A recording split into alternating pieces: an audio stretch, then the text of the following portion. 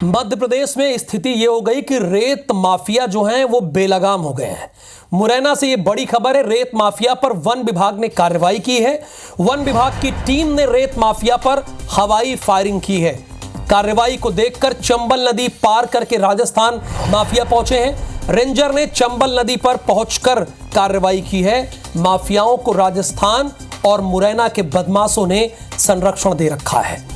रेत से भरी ट्रॉलियों को छोड़कर माफिया फरार हो गए। 12 ट्रॉलियों को वन विभाग ने जब्त कर लिया।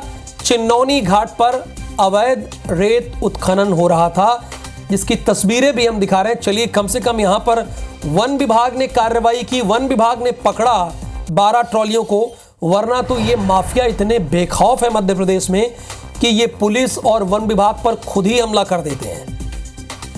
लेकिन 1 अरब 37 करोड़ का जो जुर्माना लगाया, उसके बाद से इन लोगों की हवा टाइट हो गई है। जो हमारी नदियों की दिशा मोड़ दे रहे हैं, नदियों से उत्खनन कर रहे हैं, रेत उत्खनन कर रहे हैं।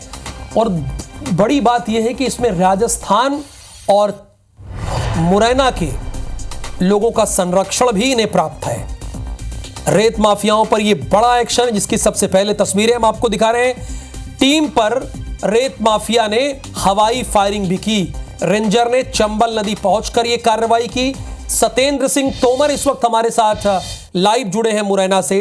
सतेंद्र, रेत उत्खनन माफिया तो बेलगाम होते जा रहे हैं। ये तो 12 ट्रॉलियां पकड़ ली है, वन विभाग ने कार्रवाई की है। जरा हुआ क्या और ये कब से हो रहा है, ये जरा हमारे दर्शकों को आप बताइए। बिल्कुल, लगातार देखा जाए तो चंबल नदी से उत्खनन जिस तरीके से प्रशासन जो दावे करता है कि उत्खनन बंद हो गया, लेकिन मुरैना जिले में कहीं भी उत्खनन बंद नहीं हुआ है।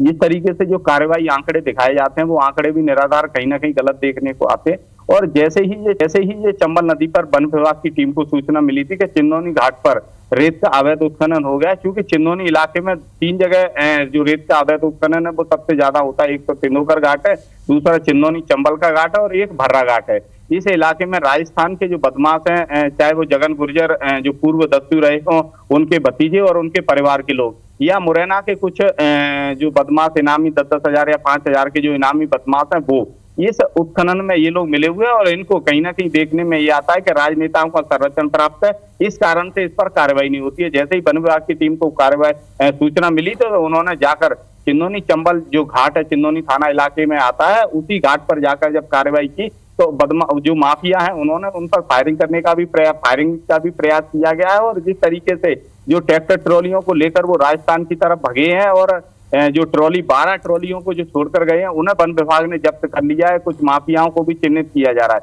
लेकिन चूंकि वन विभाग ने ये बड़ी कार्रवाई की है और इस लगातार देखा जाए तो पुलिस भी कहती है कि रेत माफियाओं पर कार्रवाई करनी है। लगातार अभी जो प्रमुख सचिव बीरा राणा है, उन्होंने कुछ दिन पूर्व जो बीसी कर कमिश्नर, कलेक्टर, आईजी सभी अधिकारी उस बीसी में कॉन्फ्रेंस में मौजूद थे। उस समय उन्होंने रेत माफियाओं पर कार्रवाई करने के कड़े निर्देश दिए थे। लेकिन जिले भर में देखा जाए तो रेत की मंडियां भी लग रही हैं। जो थाना प्रभारी सिविल लाइन राम बाबू यादव है, इन्होंने माफियाओं पर कार्रवाई की, लेकिन वो घायल हुए। उसके बाद पूरे जिले भर में रेत माफियाओं पर पुलिस की तरफ या प्रशासन की तरफ से जो कार्रवाई है वो बिल्कुल बंद हो गई है। लेकिन ये तो वन विभाग की टीम को सूचना मिली थी कि चिन्नौनी का नया घाट, इसमें कई कयास भी लगाए जा रहे हैं, क्योंकि प्रतिद्वंद इस समय चिन्नौनी थाना इलाके में देखने को मिल रहा है कि पुलिस में ही आपस में जो वो है कि एक दूसरे के घाट खुले हुए हैं। जब एक का घाट खुलता है तो दूसरा कार्रवाई करता है, दूसरा का खुलता है, तो कहीं ना कहीं ये बताया जा रहा है कि थाना प्रभारी की भी भूमिका इसमें संदिग्ध बताई जा रही है। क्योंकि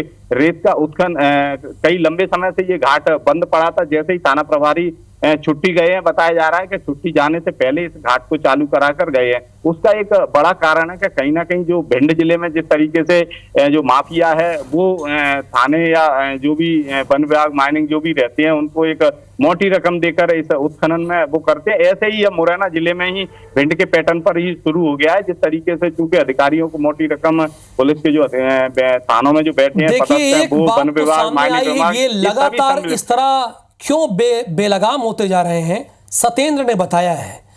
राजनेताओं का संरक्षण भी प्राप्त है। सीएस वीरा राणा ने निर्देश दिया है बकायदा कमिश्नर और कलेक्टर को, लेकिन उसके बावजूद ये खनन माफिया लगातार खनन कर रहे हैं, हमारी नदियों को खत्म करने की कोशिश कर रहे हैं।